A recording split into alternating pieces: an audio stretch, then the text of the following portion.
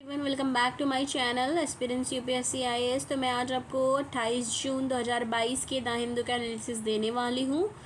तो चलिए देखते हैं कि क्या पढ़ना है। पहला आपको ये पढ़ना है फर्स्ट पेज पे, Mir quick trial came ahead of US पाक मीट। ठीक है, तो जो लश्कर तैयबा का डिप्टी चीफ है और 26 जो 11 जो मुंबई टेरर अटैक हुआ उसका प्लानर जो है साजिद मीर, उसको सेंटेंस किया गया है पाकिस्तान एंटी टेरर कोर्ट के द्वारा लाहौर में। ठीक है, टेरर फाइनेंसिंग चार्ज के लिए।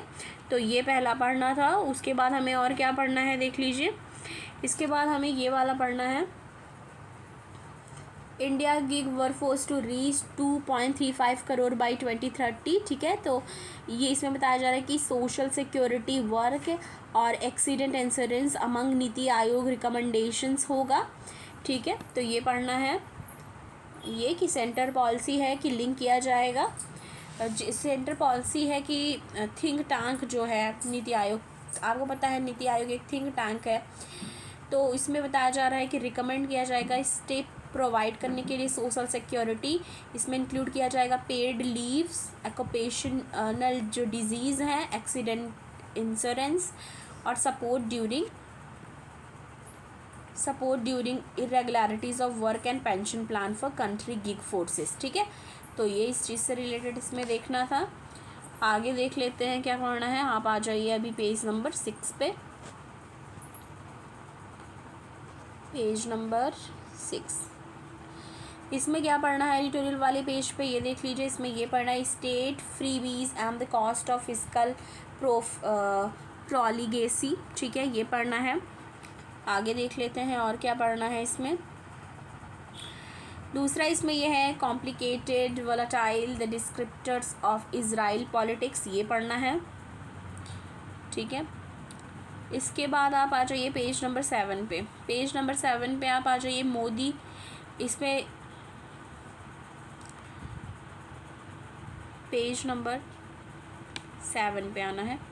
इसमें है Modi to summits UAE Trump's G7। ठीक है, तो इसमें क्या पढ़ना है देख लीजिए। इसमें बताया जा रहा है the UAE was a bigger investor in India in 2021 the Germany and France combined. आपको पता है ये चीज़ हम पहले भी पढ़ चुके हैं, तो फिर से एक बार देख लेते हैं।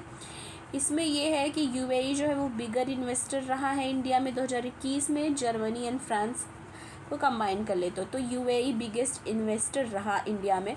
तो उसके पर्सपेक्टिव से ये आर्टिकल बहुत ज़्यादा इंपॉर्टेंट है, दैट कि Modi to summits UAE Trump's G7, ये चीज़ देख लिया। ठीक है, अभी आप आ जाइए पेज नंबर 8 पे। पेज नंबर 8 पे आ गए। इसमें ये पढ़ना है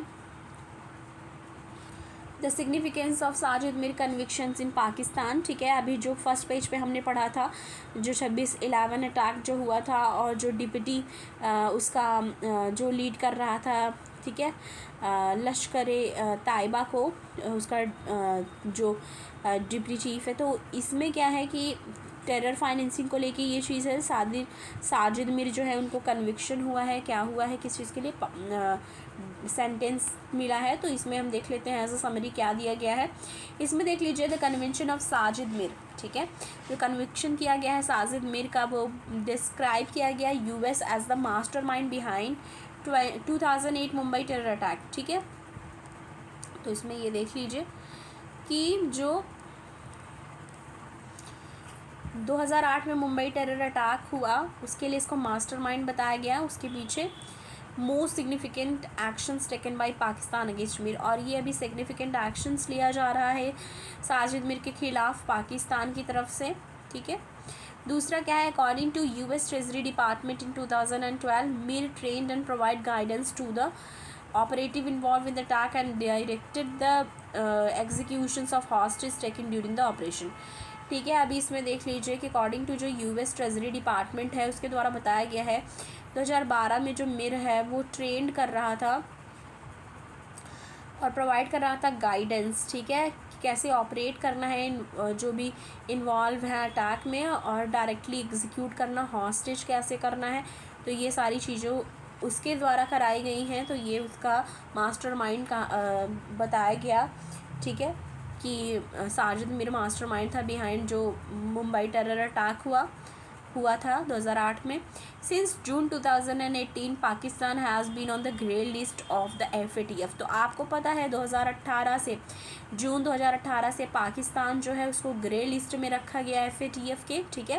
conviction of Mir is step forward in the convincing the FATF and it's affiliated body that the Pakistan is serious about addressing concern involving terror financing, ठीक है।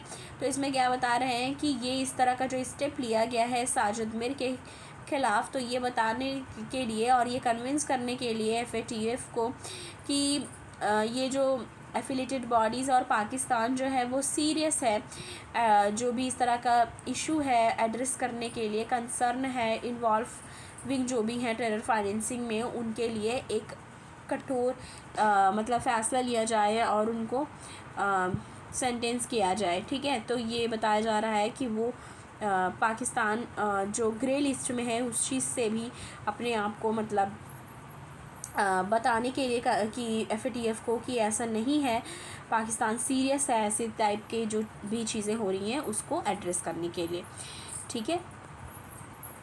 आगे देखते हैं और क्या पढ़ना है। इसके बाद ये पढ़ना है history of Sterlite copper plant in Thoothukudi, ठीक है। तो ये भी पढ़ना है, ठीक है। अब इससे रिलेटेड क्या देखना है ये देख लीजिए। इससे रिलेटेड क्या पढ़ना है, इससे रिलेटेड ये पढ़ना है on June 20 Vedanta group put out an advertisement which says that Sterlite copper Thoothukudi is up for sale, ठीक है। तो इसमें ये बताया जा रहा है कि June 20 को जो वेदांता ग्रुप है उन्होंने क्या किया, एक एडवर्टीज़मेंट लाया, ठीक है। उसमें ये चीज़ बता रहे हैं एडवर्टीज़मेंट में कि उन्होंने कहा कि जो स्टेरलाइट कॉपर है, ठीक है, वो अप फॉर सेल है, ठीक है। 2018 में after company announce that it would be enhancing its capacity, large scale protest from local and neighbours locality broke out. तो लार्ज स्केल प्रोटेस्ट हुआ लोकल और नेबरिंग लोकेलिटीज़ में, ठीक है। On May 22 the protest turned violent, ठीक है। जो protest हुआ वो वायलेंट हो गया and police open fired with led to the death of 13 civilian, ठीक है। पुलिस ने फायर किया और डेथ हो गई 13 सिविलियंस की।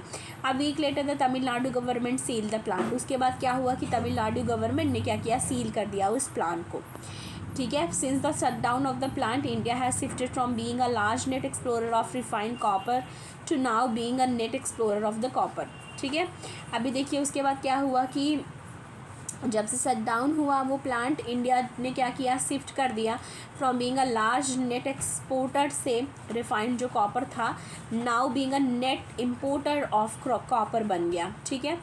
तो ये पूरी स्टोरी थी जो इस चीज़ से रिलेटेड बताई जा रही है यहाँ पे, ठीक है। तो ये इसके पॉइंट ऑफ व्यू से इम्पॉर्टेंट है, ठीक है। आगे हम देख लेते हैं और क्या पढ़ना है। तो अभी हमको आ जाना है पेज नंबर 12 पे, ठीक है। तो आप पेज नंबर 12 पे आ जाइए। पेज नंबर 12 पे आ गए। अब इस पे हमें क्या पढ़ना है, इस पे हमें पढ़ना है सिकर, ये वाला पढ़ना है हमें। Sikar in Rajasthan top school grading index at district level, ठीक है। तो इसमें क्या बताया जा रहा है, However, there are 12 state and UTs which don't figure in the top categories. Rajasthan Shikhar is the top performer। तो राजस्थान का जो शिकर है, अब शिकर है या शिकार है ये I have confuse about it, but जो राजस्थान का शिकर है वो टॉप मोस्ट परफॉर्मर रहा इस समय, ठीक है।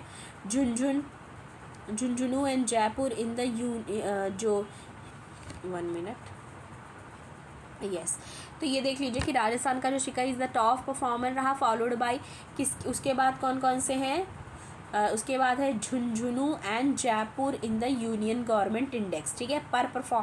एज़ पर जो इंडेक्स है for performance of school education के लिए है, स्कूल एजुकेशन सिस्टम कहाँ पे, डिस्ट्रिक्ट लेवल पे, ठीक है।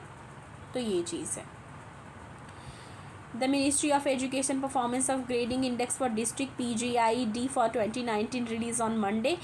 Studies 83 inductor group in the 6th category. तो ये बताया जा रहा है कि राजस्थान का जो सिकर है, मतलब एक स्कूल है वो टॉप डिस्ट्रिक्ट लेवल पे टॉप नंबर पे आई है, उसके बारे में यहाँ पे बताया जा रहा है। अब इसके बाद हमें क्या देख लेना है, ये वाला देख लेना है, India Malaysia discuss defence tie. तो इंडिया और मलेशिया ने क्या किया, डिस्कस किया है अपने डिफेंस टाइज को लेकर के। इसमें बताया जा रहा है कि both countries to upgrade HADR operations, ठीक है। तो इसमें क्या देख लेना है कि इन अ वीडियो कॉन्फ्रेंस, एक वीडियो कॉन्फ्रेंस में क्या हुआ with the Malaysian defence minister Hishammuddin Tun Hussein on the Monday, defence minister Rajnath Singh ने हाईलाइट किया area in which Indian defence industries could assist Malaysia. उस एरिया को हाईलाइट किया गया है कि जहाँ पे, ठीक है, in which India defence industries है वो असिस्ट कर सकती है मलेशिया को, ठीक है।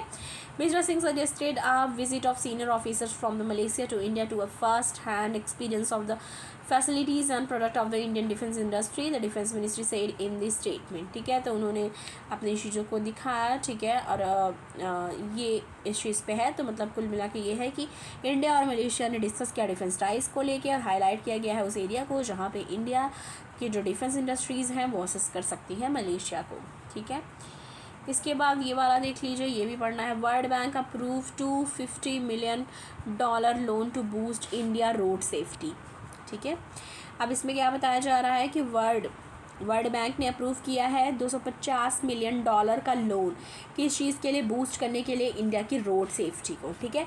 The world bank has approved a $250 million loan to support the government of India road safety programme for 7 state under which a single accident reported down.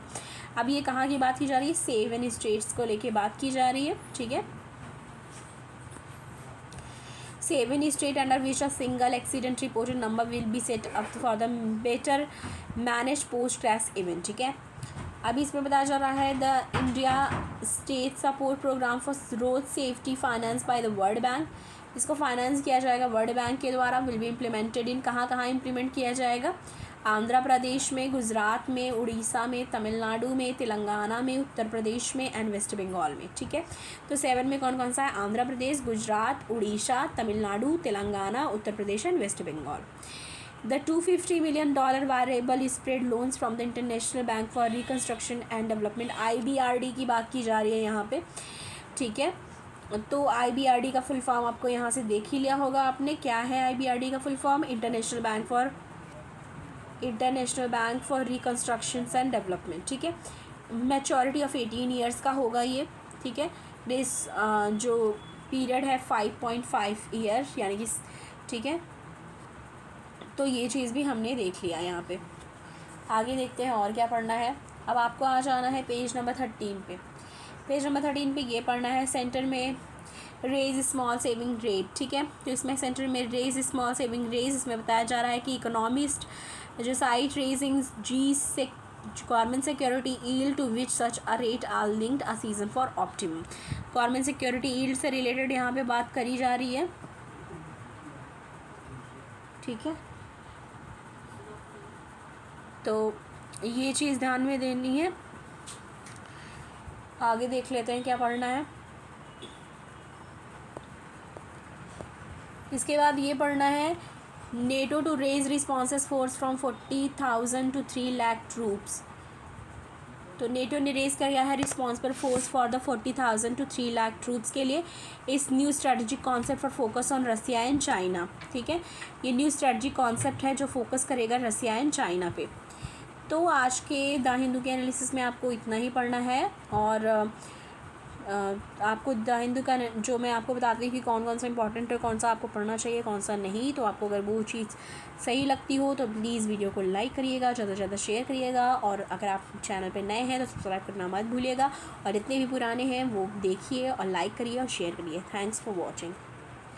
मिलती हूँ आपको नेक्स्ट वीडियो के साथ।